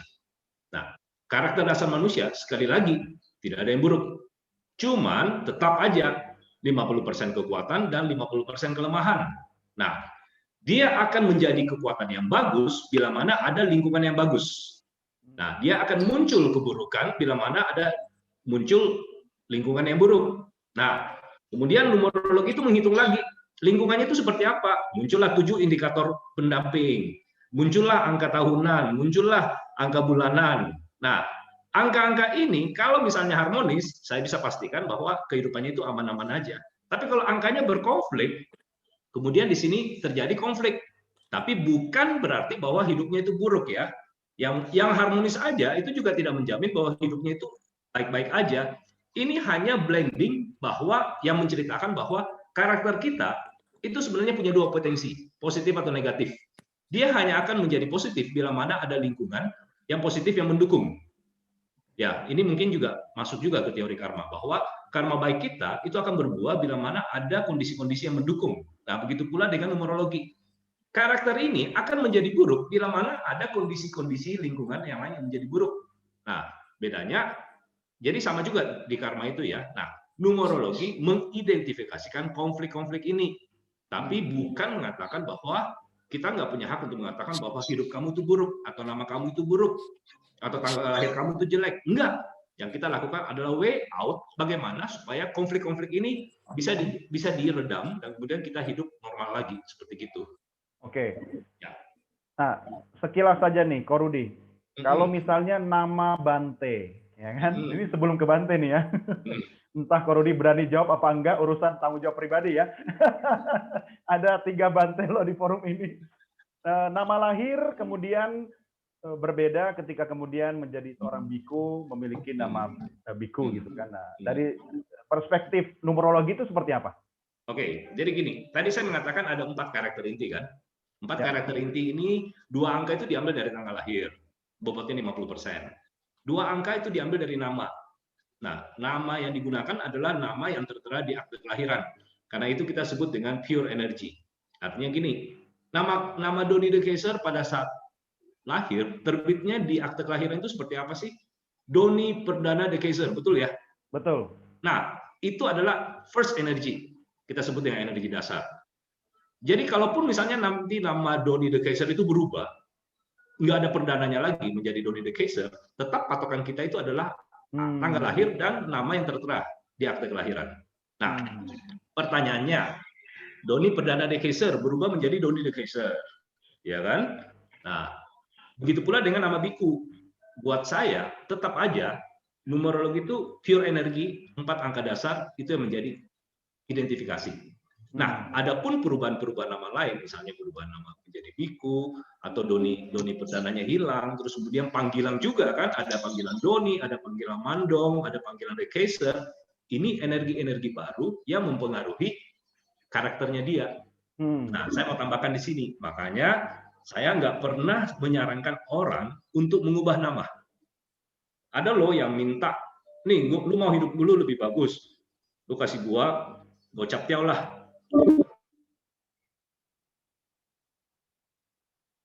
Korudi, sepertinya Korudi terpental ya. Oke, baik Bapak Ibu, sambil menanti Korudi bisa bergabung kembali. Tuh kan, kualat gara-gara membahas nama Bante. Baik, saya ingin ke Biku Ugaseno dulu untuk memberikan pandangan sambil menyilakan Bung Tony untuk memilih pertanyaan yang sudah masuk di kolom chat ya. Sambil Bung Tony milih-milih, saya mau minta pandangan dari Yang Mulia Biku Ugaseno dulu terkait dengan yang kita diskusikan soal nama, soal karma, soal angka, Bante, kaitannya dengan kehidupan kita. Kalau Bante Ugaseno mau menjawab sendiri, mengomentari sendiri soal nama lahir dan nama Bante, monggo. Silakan. Silakan Bante. Ya, kepada teman-teman, selamat sore, namo buddhaya, salam sejahtera. Pada hari ini ya tentu saya hanya sebagai pelengkap saja untuk pandangan dalam perspektif Buddhisme. Apa yang disampaikan oleh Romo Tony dan Korudi tadi itu adalah salah satu pandangan yang saling berhubungan, bersinergi. Seperti nama seorang biku itu juga tidak sembarangan diberikan. Tentu ada perhitungan secara Buddhis, sehingga nama Pali itu diberikan oleh seorang biku. Ya memang betul apa yang dikatakan tadi bahwa yang dilihat adalah berdasarkan hari kelahiran. Kalau hari Minggu, hari Senin, Selasa, dan seterusnya itu dilihat dari konsonan Pali. Sehingga tidak bisa nama biku itu suka-suka. Kecuali kalau kita ke restoran, itu boleh pilih mau makan apa. Ya, jadi kalau nama tidak bisa suka-suka, itu berdasarkan perhitungan. Nah, sehingga seperti Bante Gunaseno, saya Ugaseno, itu hari kelahirannya berbeda. Sehingga bisa dilihat, ditilik berdasarkan kamus Pali. Ya. Kalau Ugaseno artinya adalah sena itu prajurit atau siswa, Uga itu artinya melambung atau tinggi ya. Jadi siswa yang melambung atau siswa yang apa ya namanya ya, menanjak, kurang lebih begitulah. Jadi kalau kita kembali sebenarnya kalau saya misalkan melakukan wisudi upasaka upasika, kalau mungkin saya boleh pinjam bahasa teman-teman di Kristiani itu adalah pembaptisan. Kami selalu memberikan nama-nama Buddhis ya. Tentu nama-nama Buddhis itu pun saya selalu memberitahu kepada teman-teman bahwa kepada umat, nama hanya sekedar nama, kembali kepada diri kita, sebagaimana kita bisa mempraktekkan arti terjemahan nama itu sesuai kehidupan kita sehari-hari. Kalau misalkan namanya bagus, tapi perilakunya tidak baik, itu kan percuma.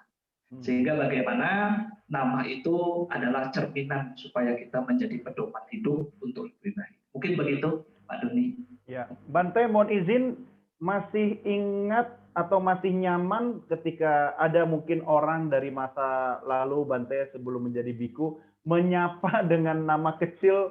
Mohon izin, Bante Ugaseno nama kecilnya siapa? Nama kecil saya Man. Gitu. Siapa Bante? Ya dipanggil Man, Emon, Mon. Gitu. Oh, Emon. singkat sekali ya. Nah, Dipanggil tapi kan Emon, ada ya, perubahan. Emon. Iya, Bante. Tapi kan ketika kemudian Bante ditahbiskan sebagai biku, tentu kan mendapatkan nama biku itu sendiri, ada perubahan sikap karena memang sebagai tokoh agama itu kan terbawa dalam perilaku sehari-hari karena menjadi contoh dan teladan. Merasa nggak Bante ada beban yang kemudian di pundak seorang biku yang tadinya nama, mohon izin, bukan Ugaseno, ketika menjadi biku, jadi Ugaseno, itu lebih berat. Gimana, Bante? Ya, tentu kalau nama kecil itu Herman, kalau panggilan itu banyak seperti yang tadi Rudi atau Romo Yoyo sampaikan, Romo Tony, ya. bahwasanya memang perubahan terjadi. Kenapa terjadi? Memang bukan dari segi nama, tapi adalah jabatan yang disematkan. Jadi kita memikul satu amanah yang dimana seorang tokoh agama khususnya itu memang harus memberikan satu cerminan sikap, baik dari berpikir, berucap, dan bertindak, karena menjadi contoh bagi umatnya.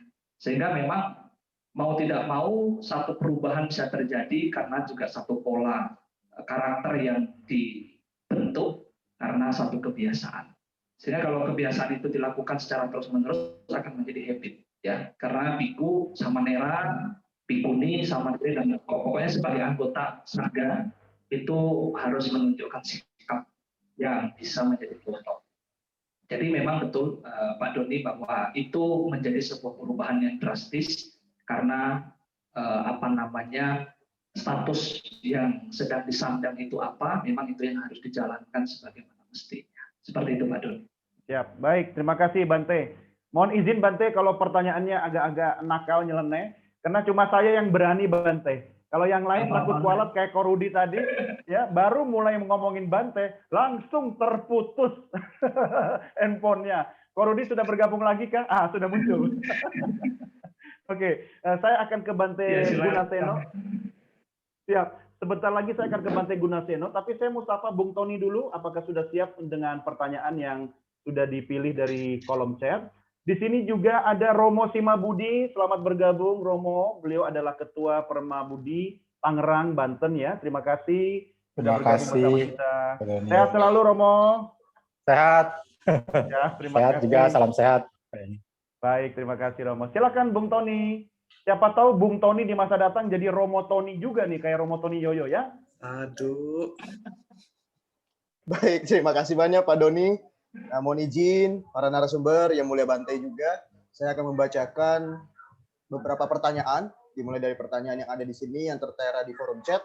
Ini ada pertanyaan dari Rizky Rivaldo, ini yang tertuju langsung kepada Pak Rudi Gunawan, Ko Rudi, yaitu selamat sore, Namo Buddhaya, saya mau bertanya kepada Pak Rudi, apa dasar angka sehingga bisa menjadi dasar penilaian ke manusia? Jadi mengapa angka sebagai dasar untuk penilaian terhadap manusia? Silakan dijawab, Pak Rudi. Oke, baik. Jadi dasar penilaian terhadap manusia itu banyak sih sebenarnya ya kan. Artinya kalau kita berbicara penilaiannya itu nggak perlu angka. Artinya saya melihat Tony berdasarkan ilmu psikologi itu juga penilaian. Saya melihat Tony berdasarkan ilmu sosiologi itu juga penilaian. Saya melihat Tony berdasarkan ilmu kedokteran itu juga adalah penilaian, betul kan? Nah, karena kita berbicara mengenai numerologi, maka pendekatan ilmu saya itu adalah ilmu angka. Nah, dasarnya dari mana? Dasarnya itu adalah dari filsafat. Nah, di sini ada satu hal yang perlu saya luruskan, bahwa sebenarnya kadang-kadang otak kita itu nggak masuk deh, nggak masuk. Kok bisa angka itu kelihatan seperti bisa menilai karakter atau tidak? Nah, saya bukan membela diri, tapi harus ingat bahwa pemikiran seperti itu sah aja dalam dunia sains seperti sekarang, di mana semuanya itu berada dalam satu telepon genggam kan, kita mau cari informasi apa aja kan ada di sini. Tapi harus diingat bahwa dasar sains itu sebenarnya adalah filsafat. Makanya ilmu numerologi ini adalah ilmu pikiran filsafat. Seperti gitu, Bro Tony. Baik, terima kasih Ko Rudi. Ya. Bung Tony, silakan dibaca, ada pertanyaan berikutnya. Baik, terima kasih banyak Pak Doni. Saya mohon izin lanjut ke pertanyaan selanjutnya. Ini ada pertanyaan dari Darwin Suwandi, yaitu karma berpengaruh sampai berapa kali kehidupan yang lalu? Apa ada bukti nyata atau perhitungan ilmiah itu karma masa lalu? Mungkin boleh dijawab. Silakan Romo Tony Yoyo. Oke, dengan kualitas kita sebagian besar ada keterbatasan kita untuk melihat apa yang terjadi pada diri kita maupun pada orang lain, penyebab karmanya seperti apa. Tetapi secara umum, satu akibat karma itu biasanya tidak berkorespondensi satu-satu. Artinya satu penyebab menghasilkan satu akibat. Kemudian yang bukan, satu penyebab menghasilkan banyak akibat yang berbeda. Yang sering terjadi adalah satu akibat itu disebabkan oleh lebih dari satu penyebab. Jadi sebab 1, sebab 2, sebab 3 saling istilah kita berkelindan gitulah, saling mengait, saling bertaut, saling mempengaruhi, menghasilkan satu akibat. Ini konsep secara umum. Kemudian bagaimana mungkin dari saudara Darwin pembuktiannya ya, bahwa yang sekarang ini akibat yang lalu-lalu. Balik lagi, kita punya keterbatasan itu. Tetapi begini, masa tunda, saya katakan masa tunda ya, masa tenggang, di mana seseorang menerima hasil perbuatannya tidak secara langsung. Dalam kehidupan sehari-hari sangat wajar. Misalnya, orang dihukum mati karena perbuatan dia, lalu hukum negara yang mengatur bahwa dia harus dihukum mati. Hukuman mati itu tidak langsung dieksekusi. Tunggu ini, tunggu itu, kemudian mungkin coba kasasi, dan lain sebagainya, dan lain sebagainya. Meskipun sudah divonis, biasanya ada jeda waktu. Ini menunjukkan bahwa tenggang atau jeda waktu itu wajar. Nah, saya ingin memberikan klarifikasi kepada kita semua, teman-teman ya. Pertanyaan yang sering muncul, ini saya tidak mencoba memaksakan kepada teman-teman yang mungkin tidak menerima konsep kelahiran kembali ya. Ini tidak ada upaya memaksakan begitu. Tapi dalam konteks bagaimana saya mencoba memberikan pemahaman, bukan defend, memberikan pemahaman. Ada pertanyaan yang masuk ke saya maupun teman-teman Buddhis yang lain begini. Oke, kalau Anda menerima kelahiran kembali, kelahiran itu banyak sebelumnya. Ini lagu Mus Mujiono sama Mus apa yang kakaknya, Pak Doni? Mus Mulyadi. Mus Mulyadi yang sudah Waduh, ketahuan angkatan saya nih. yang sudah meninggal, Mus Mujono. Enggak dong. Mus Mulyadi bukan? Mus Mulyadi, iya. Keroncong. Mus Mulyadi itu pernah lagunya begini. Jadi dia merayu nih ya, engkau bukan yang pertama, tapi pasti yang terakhir. Kan kalau merayu harus begitu dong. Mendekati cewek nih, nyanyinya harus begitu dong. Kamu bukan yang pertama. Seperti Korudi kan dulu banyak menjatuhkan hati para wanita gitu ya. Jadi banyak. Dan yang sekarang ini bukan yang pertama, tapi pasti yang terakhir dong, meyakinkan. Tapi kalau hukum karma lagunya nggak begitu. Kehidupan ini bukan yang pertama, bukan yang terakhir. Kita udah jalan banyak dan akan banyak lagi ke depan. Nah, kemudian muncul challenge nih. Bagaimana kita membuktikan kelahiran-kelahiran lalu? Tanya aja satu kehidupan.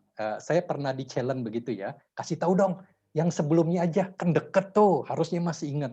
Coba seberapa banyak yang mengatakan seorang Buddhis, mampukah mengatakan kehidupan sebelumnya, Pak?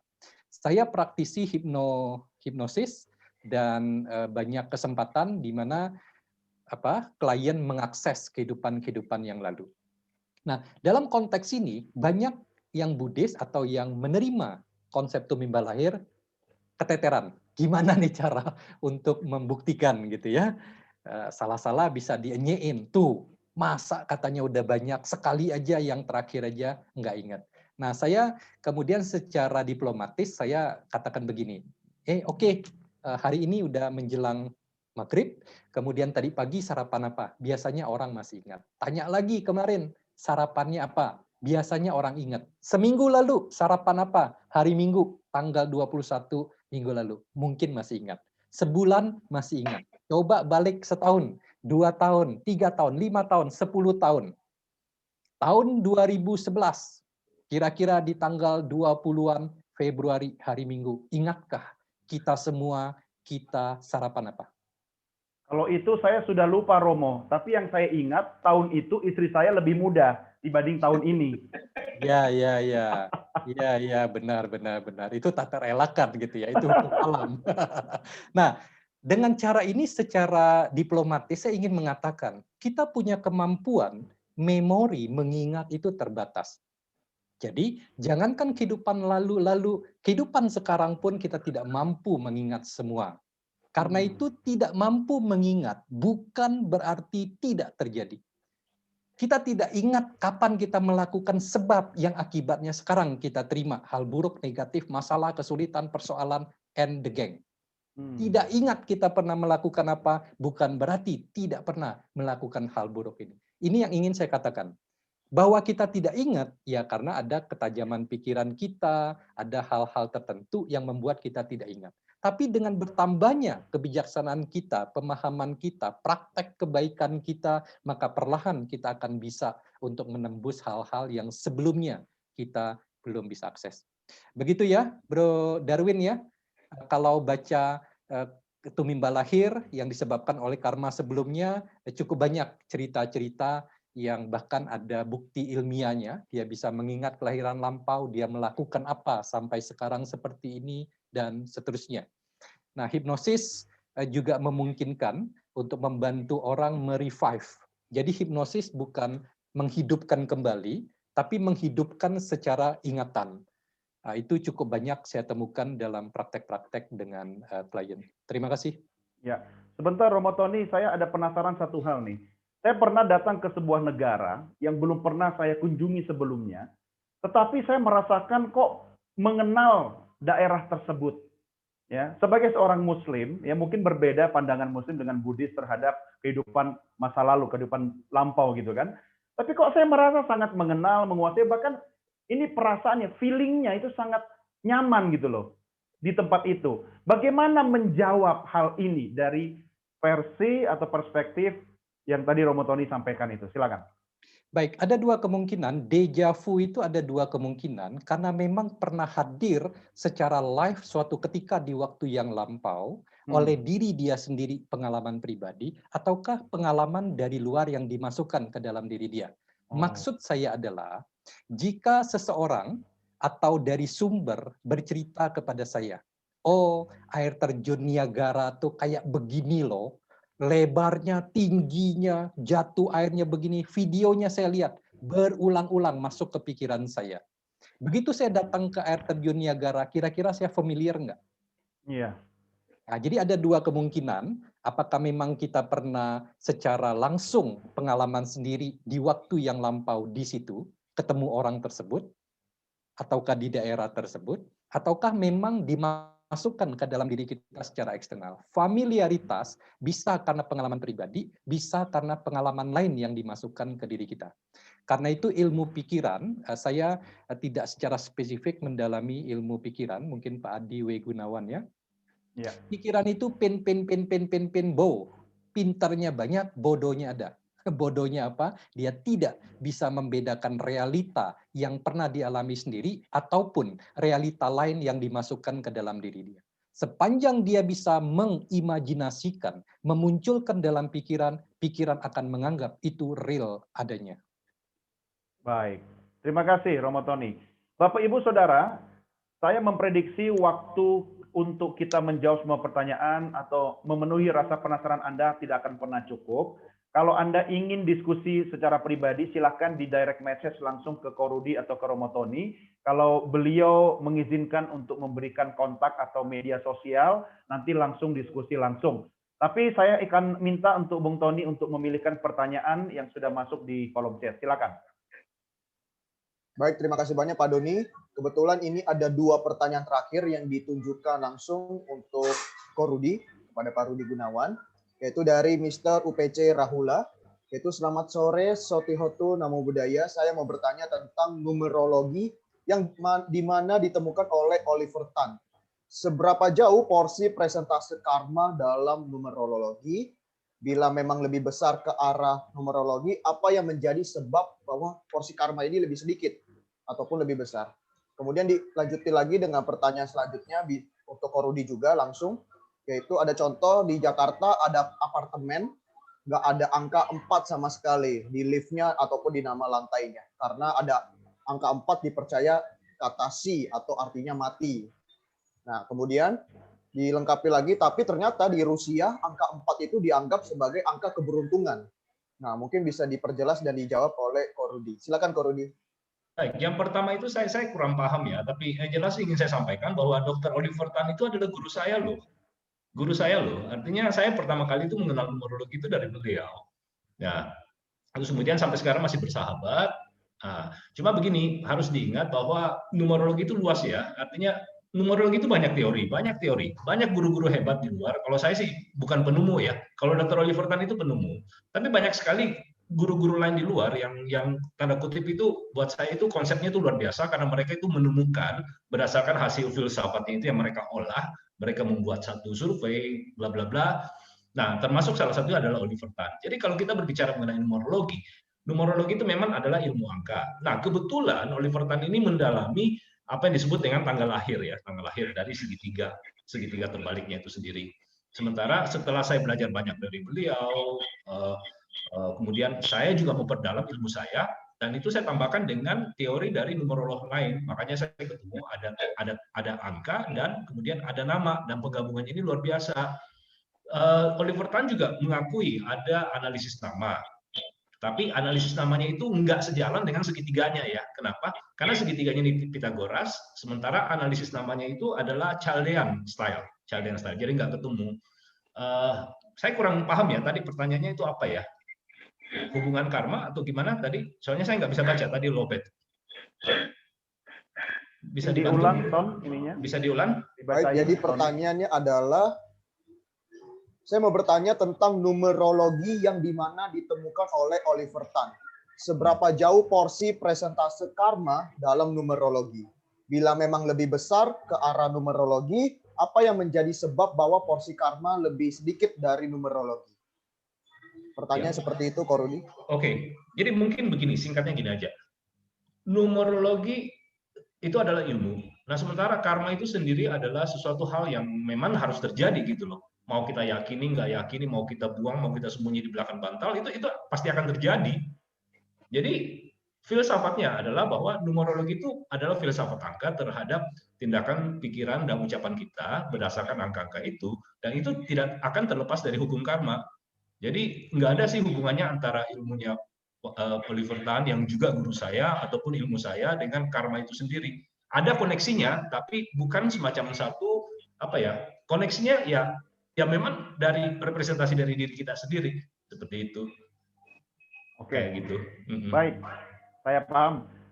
Saya akan mengundang, sebelum dilanjutkan Bung Tony, saya akan mengundang Yang Mulia Bante Gunaseno untuk memberikan sedikit review. Tadi Bante Ugaseno juga sudah.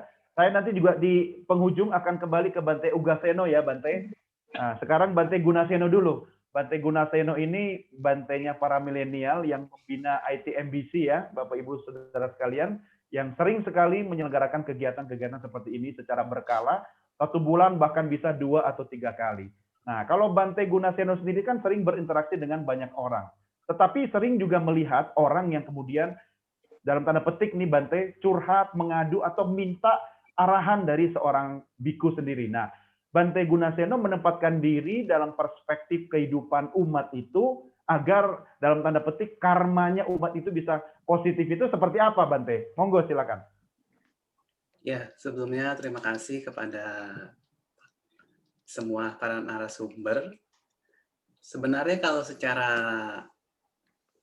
konsultasi ya selama ini, syukur saja kami para biku belum menerima yang namanya curhatan-curhatan dari para umat, khususnya para kaum muda. Karena yang selama ini kami rasakan di mana para kaula muda itu biasanya mereka malu-malu kalau ketemu para biku, apalagi dalam hal menceritakan permasalahan hidupnya. Ya, makanya sampai saat ini secara contoh saja kehidupan keseharian kita, baik Bante Ugaseno, baik saya, ya untuk curhatan-curhatan dari para kaum milenial sih sampai saat ini saya belum ada, karena kami belum ada masalah yang dipermasalahkan.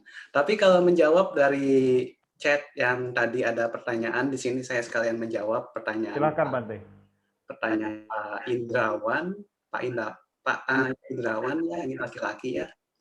Jadi di mana sih yang dikatakan sebagai formasi atau konstruksi aktivitas mental yang membentuk karakter seseorang? Nah, saya di sini bersumber dari salah satu sutta, namanya Pitta Sutta. Pitta Sutta itu mengatakan bahwa pikiran yang memimpin dunia, pikiran yang menarik segala sesuatu untuk mengikutinya, dan segala sesuatu yang mengikuti keinginan atau tindakan seseorang didasarkan pada pikiran. Maka ketika seseorang memiliki mental atau dikatakan habit, kebiasaan ketika memiliki mental yang down, maka mereka akan segera melakukan yang namanya tindakan-tindakan tidak baik. Seperti contoh, dalam masa pandemi seperti ini, banyak para artis ataupun yang mereka terlilit masalah, mereka sampai bisa dikatakan terjerat kasus narkoba. Ya, ini pun dikatakan semua berasal dari pikiran. Dari pikiran muncul yang namanya kehendak atau niat. Ya, dari niat inilah dikatakan akan terjadinya sebuah konstruksi aktivitas mental. Ya, maka dari itu kami para Bante yang dikatakan lulusan Ketara Jasa, ya kami bersyukur sejak masa Samanera pun kami sangat mengapresiasi untuk yang namanya ilmu-ilmu baik ilmu hipnoterapi. Saya sama Bante Uga juga dulu sempat belajar ya ilmu pakce atau ilmu numerologi, karena ini basic kami di mana kami pun sebagai anggota sangga ya sampai saat ini saya mengetahui bahwa numerologi itu bagian dari sejarahnya yang saya pernah baca itu dari Singapura. Banyak numerologi yang ada di Singapura sana. Ya, maka dari itu secara pengalaman bahwa ketika kita semua beraktivitas berdasarkan keinginan kita atau kehendak hati kita. Nah, kehendak hati itu di mana sih adanya hati? Tentu hati berasal dari pikiran. Ya, maka dari itu untuk menjawab pertanyaan Pak Tanah kawan ini, ya maka dari itu semoga karma kita semua di tahun 2021 ini aktivitas mentalnya yang baik-baik. Karena dikatakan kalau secara numerologi angka 221, angka 5. Angka yang masih memiliki kestabilan antara mau atau tidak, atau angka pelin-pelan, ya. Jadi kalau sampai saat ini kami pun tahu basic numerologi itu dari mana. Terima kasih, Kodoni. Terima kasih. Terima kasih, Bante. Baik, Bung Tony, apakah masih ada pertanyaan? Tidak ada pertanyaan, Pak Doni. Oke, Kalau baik, sudah terima habis. kasih. Baik, terima kasih Bung Tony, dan tadi juga Romo Tony dan Korudi sudah menyampaikan, atau Korudi mungkin boleh sudah ya menuliskan akun media sosial ya, sudah ya. Oke, silakan Bapak Ibu kalau mau bertanya secara pribadi langsung ke dua narasumber kita. Ada dua peserta yang raise hand ya, ada Pak Yusuf, kemudian tadi siapa? Sudah turun. Saya boleh tanya Pak Yusuf apakah ingin, Pak Heri ya. Pak Yusuf apakah ingin bertanya langsung? Oh iya, Pak Yusuf sama Pak Heri. Kalau ingin bertanya langsung, silakan Pak. Langsung pertanyaannya kepada siapa dan singkat ya Pak ya. Belum Pak, itu tadi salah pencet. Ya, Pak Heri kalau begitu. Pak Yusuf, terima kasih Pak Yusuf. Pak Heri silakan langsung. Namo Buddhaya, mau bertanya dengan Pak Rudi. Silakan, ini Pak. Apakah angka 0 atau 0 itu ada hubungannya dengan hukum karma? Karena saya lahir di bulan 10. 10 itu kan ada dua angka, 1 dan 0. Terima kasih Pak. Terima kasih Pak Heri. Korudi silakan. Oke, baik. Jadi numerologi itu sendiri sebenarnya hanya mengakui angka 1 sampai 9. 1 sampai 9 ya. 0 itu sendiri dalam numerologi itu disebut dengan mewakili spiritualitas. Mewakili kekosongan. Seperti kayak filsafat Tionghoa, 0 itu kan juga kekosongan ya, Kong. Nah, oleh sebab itu dalam perhitungan numerologi 0 ini bisa kita abaikan. Tapi ada juga yang mengatakan satu teori numerologi yang saya pernah dapat dari Suhu Talong ya. Suhu Talong itu ahli chiropraktik ya dari Thailand. Dia mengatakan bahwa bila mana angka 0 itu muncul, misalnya yang banyak ya, misalnya seperti tahun 2000 20000 itu kan banyak nolnya tuh. Atau tanggal 10 bulan 10 ini kan banyak nolnya. Nah, katanya sih itu adalah hubungan dengan spiritualitas. Jadi artinya semakin banyak angka 0 itu muncul, maka spiritualitas itu akan semakin tajam. Tapi saya sendiri belum pernah sampai sejauh itu. Tapi intinya dalam numerologi barat, 0 itu nggak kita pakai karena itu mewakili spiritualitas, seperti itu. Wow, berarti berat itu ya. Filsafat Oke. soalnya. Filsafat ya, Baik. jadi kita kembali ke filsafat, bukan ilmu meramal. Kayak gitu. Baik. Terima kasih Kamsia Pak Rudi. Pak Heri nanti kalau mau diskusi lebih lengkap lagi silakan japri aja Pak Rudi ya.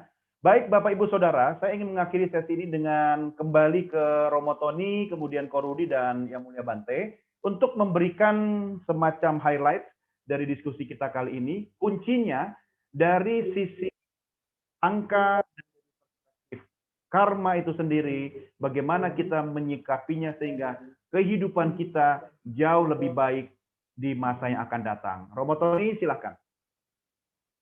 Baik, Bapak Ibu, teman-teman semua yang mulia Biku Sangga, sehubungan dengan hukum karma adalah hukum alam. Hukum alam artinya hukum yang berlaku bagi siapa saja, kapan saja, di mana saja yang ada di alam ini, jikalau situasi, kondisi, komponen-komponen atau faktor-faktornya menunjang.